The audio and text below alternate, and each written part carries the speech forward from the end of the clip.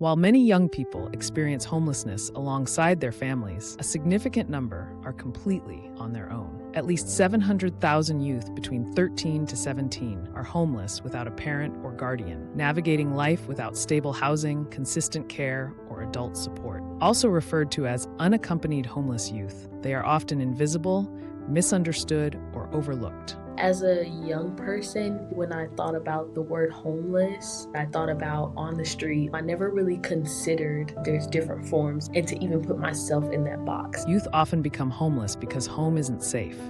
They might be escaping abuse, neglect, family conflict, or parental situations involving substance abuse or mental health challenges. My mom and my dad both struggle with substance abuse and mental health issues. My dad was in an abusive relationship and she started to get abusive with me, and then eventually he just kicked me out. And I had to literally just figure it out from there. It was just as much couch surfing as I could until it got to the point where, okay, I literally have nowhere else to go. Foster care is often assumed to be a safety net, yet many youth avoid foster care out of fear, while many others are unable to access foster care due to systemic barriers.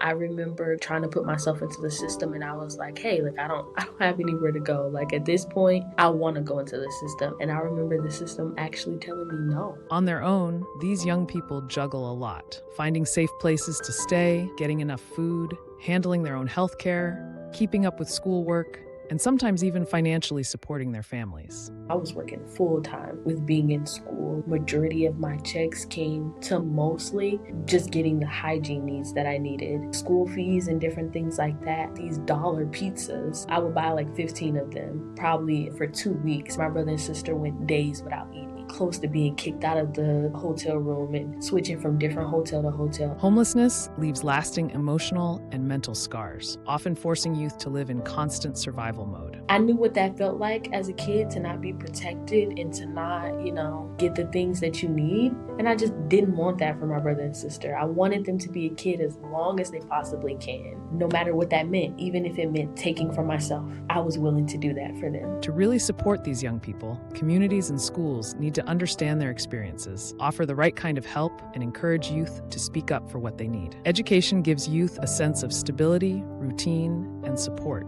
helping them imagine and build a better future.